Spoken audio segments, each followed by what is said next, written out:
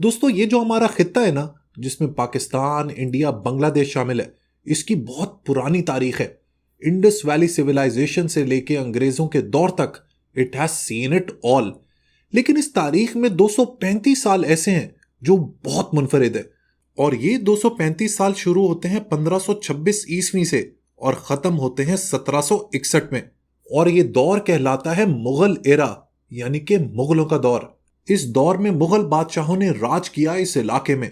बाबर से लेके औरंगजेब तक मुगल अपनी पीक पे थे। लेकिन वो कहते हैं ना कि हर उरूज को जवाल है। बिलाखिर 18वीं सदी में बहादुर शाह जफर के साथ मुगल दौर का इख्तिताम हुआ। लेकिन अगर आप लोग मुगल एरा के बारे में डिटेल में जानना चाहते हैं तो एक जबरदस्त किताब मैं आपको रेकमेंड करना चाहूंगा। इस किताब का टाइटल है द मुगल थ्रोन और इसको लिखा है अब्राहम एरली ने। मैंने मुगलों पर बहुत किताबें पढ़ी हैं, but this one stands at the top. इस किताब में बहुत ही गहराई से इन 235 सालों की कहानी लिखी गई है।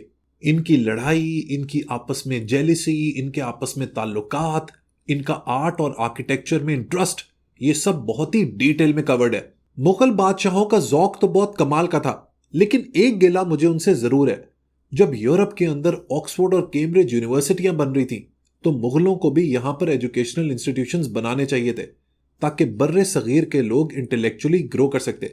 एनीवेज, अगर आपका तारीख में इंटरेस्ट है और स्पेशली मुगल तारीख में, तो आपने ये किताब जरूर पढ़नी है। दोस्तों, अगस्त का जो महीना है वो हमारे प्यारे मुल्क पाकिस्तान के लिए बहुत ज्यादा इंपॉर्टेंट है, क्योंकि आज से 76 साल पहले 14 अगस्त 1947 को हमारा प्यारा पाकिस्तान वजूद में आया। ये जो हमारा वतन है, ये लाखों लोगों की कुर्बानी और कायदे आजम मोहम्मद अली जिन्ना की लीडरशिप का नतीजा है।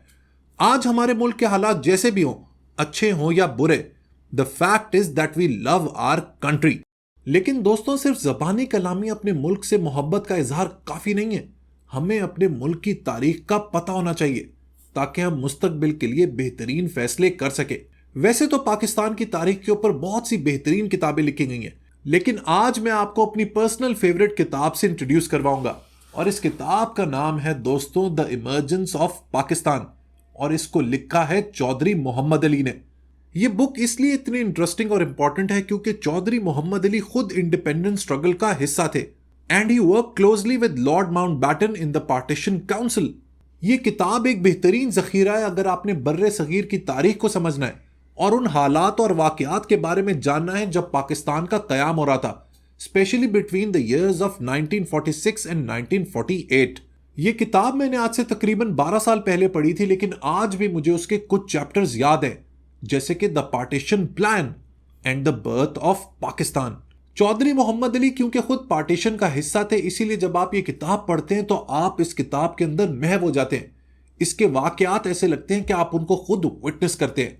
That's the power of his writing. एक और बात दोस्तों, तारीख के हवाले से याद रखिएगा that people who do not learn from the mistakes of history are forced to repeat them. वो लोग जो तारीख की गलतियों से नहीं सीखते, उन्हें वो गलतियां रिपीट करनी पड़ती हैं।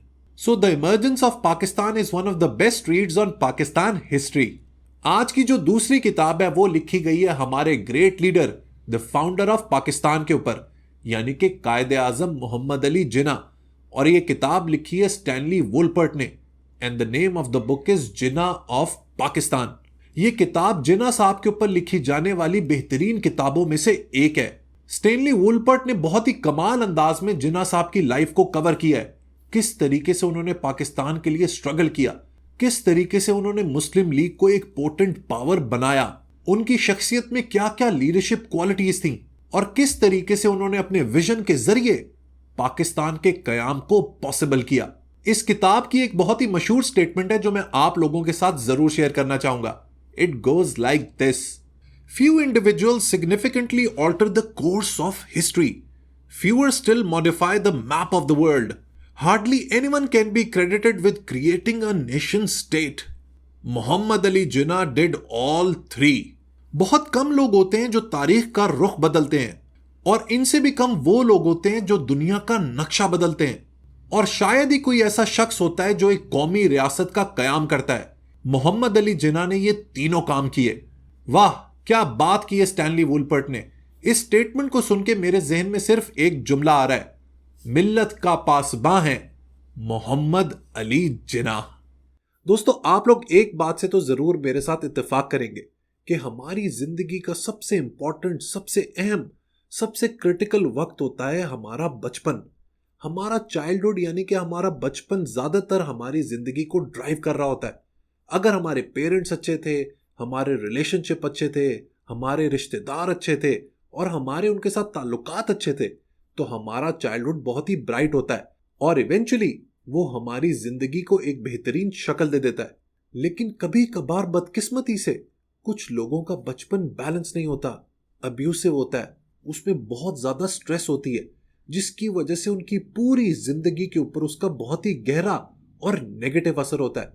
लेकिन डॉक्टर निकोल लिपेरा ने अपनी इस किताब how to do the work के अंदर एक ऐसा नुस्खा दिया है जिसको फॉलो करके हम लोग एक बैलेंस जिंदगी गुजार सकते हैं।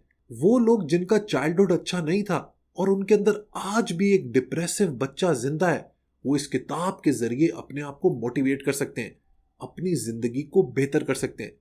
डॉक्टर निकोल ने इस किताब को 3 हिस्सों में डिवाइड किया है। पहले हिस्से में वो बात करती हैं उस स्ट्रेस की, उस अब्यूज की जो कुछ बच्चे फेस करते हैं और उसकी वजह से किस तरीके से उनके ऊपर ज़हनी और जिस्मानी असर होता है। किताब के दूसरे हिस्से में वो बात करती है हमारे जहन के हवाले से, स्पेशली जो हमारा सबकॉन्शियस और अनकॉन्शियस माइंड होता है, क्योंकि हमारी ज्यादातर एक्ट्स यहीं से ओरिजिनेट हो रही होती हैं। और तीसरे हिस्से में वो एक जबरदस्त फॉर्मूला देती है जिसको फॉलो करके हम लोग एक मैच्योर और बैलेंस जिंदगी गुजार सकते हैं, चाहे हमारे बचपन में कुछ भी हुआ हो। देखें मेरे प्यारे दोस्तों, हर एक शख्स की जिंदगी में उतार चढ़ाव होता है। कभी वो खुश होता है, कभी वो डिप्रेस होता है, कभी वो सैड होता है और कभी वो हैप्पी होता है। इसी तरह हमारे बचपन में भी कुछ ऐसे वाकयात हो जाते हैं जो हमें डिस्टर्ब कर देते हैं। लेकिन दोस्तों, जिंदगी नाम ही है अपने आप को बेहतर करने का, अपने आप को ज़हनी तौर पे स्ट्रांग करने का। Just hang in their. अगर आप मोटिवेटेड रहेंगे, अपने आप को बिजी रखेंगे, किसी पॉजिटिव परसूट में लग जाएंगे, तो मुझे पूरा यकीन है कि आप लोग एक भरपूर जिंदगी गुजारेंगे। अगर आपने अपनी साइकोलॉजी को समझना है और अपनी जिंदगी को बेहतर करना है, तो ये किताब how to do the work आप लोगों ने जरूर पढ़नी है। दोस्तों, एक बात याद रखें, किसी भी मुहज्जब सोसाइटी की बुनियाद रखते हैं उसके इंटेलेक्चुअल्स, राइटर्स, आर्टिस्ट, साइंटिस्ट और फिलोसोफर्स। ये वो लोग होते हैं जो किसी भी मुआशरे को आइडिया देते हैं, एक सोच देते हैं। अगर आप इंसानी तारीख पर नजर दौड़ाएं तो 20वीं सदी एक ऐसी सदी है जिसमें सबसे ज्यादा प्रोग्रेस हुई है। इसमें दुनिया के ग्रेटेस्ट माइंड्स ने अपने इल्म से, अपनी हिकमत से, अपनी दानिश से, अपनी विजडम से और एक्सपीरियंस से पूरी दुनिया को बदल के रख दिया है। और अगर आप इन इंटेलेक्चुअल्स के बारे में जानना चाहते हैं तो ये किताब द मॉडर्न माइंड आप लोगों ने जरूर पढ़नी है। आइंस्टाइन ने किस तरीके से अपने मैथमेटिकल फॉर्मूला E=mc² से दुनिया को हिला के रख दिया था। हबल ने किस तरीके से एक्सपैंडिंग यूनिवर्स का कॉन्सेप्ट प्रोड्यूस किया। बर्टन रसल ने कैसे अक्लो दानिश के दरवाजे खोले। स्टीफन हॉकिंग ने कैसे ब्लैक होल्स के ऊपर पाथ ब्रेकिंग रिसर्च की। ये सब आपको इस किताब मॉडर्न माइंड में मिल जाएगा। देखें दोस्तों, हिस्ट्री यानी तारीख के बारे में एक बात बहुत मशहूर है। वो कहते हैं कि people who do not learn from the mistakes of history are forced to repeat them. जो लोग तारीख की गलतियों से नहीं सीखते, उनके ऊपर लाजमी हो जाता है कि वो उन गलतियों को दोहराएं। ये जो किताब है द मॉडर्न माइंड, ये आपको बताएगी कि तारीख के अंदर इंटेलेक्चुअल माइंड्स की कितनी ज्यादा अहमियत है, किस तरीके से उन्होंने उस वक्त अपने मुआशरे को बदला, नई नई इजादात की, नए नए आइडियाज दिए और सिविलाइजेशन को एक नया रुख दिया। एक और बात आप लोगों ने याद रखनी है कि जब तक हम लोग दुनिया के साथ हाथ से हाथ मिला के नहीं चलेंगे, हम कभी भी प्रोग्रेस नहीं कर पाएंगे। लिहाजा if you don't want to miss the journey of intellect, तो पीटर वॉटसन की ये किताब द मॉडर्न माइंड आप लोगों ने जरूर पढ़नी है। जंगें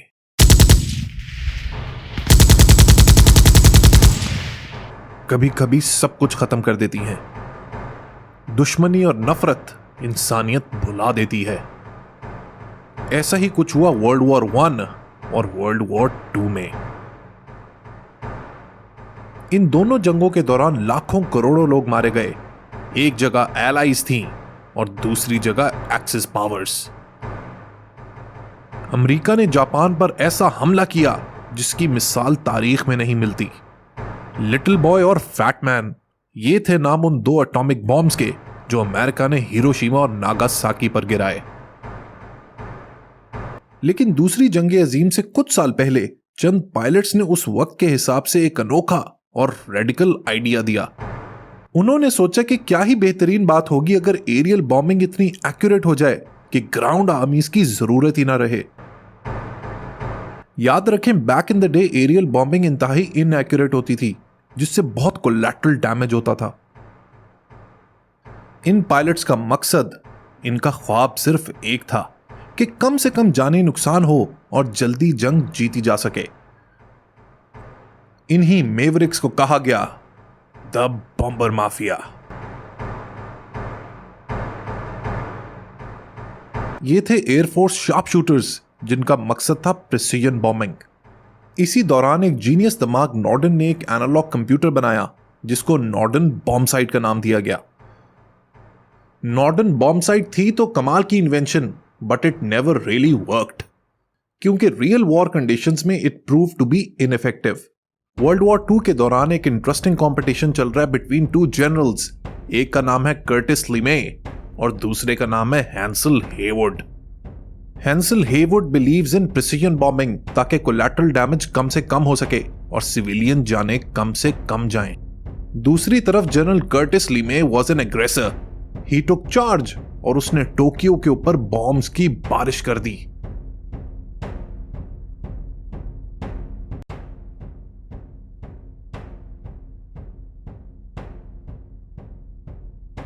General Curtis LeMay kept on bombing Japan even after atomic bombs were dropped.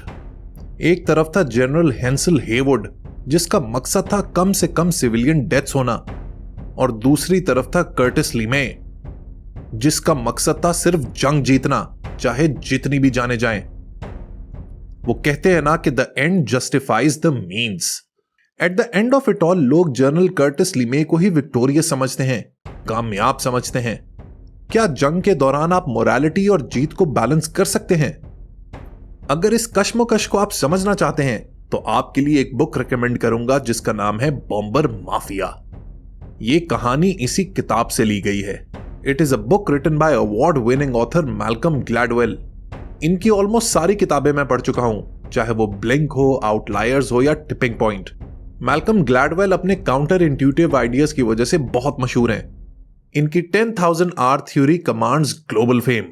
The bomber mafia शायद टिपिंग पॉइंट या आउटलायर्स जैसी कामयाब किताब ना हो, लेकिन ये आपको जंग के दौरान डिसीजन मेकिंग से खूब आगाह करेगी। What do you think? Is all fair in love in war?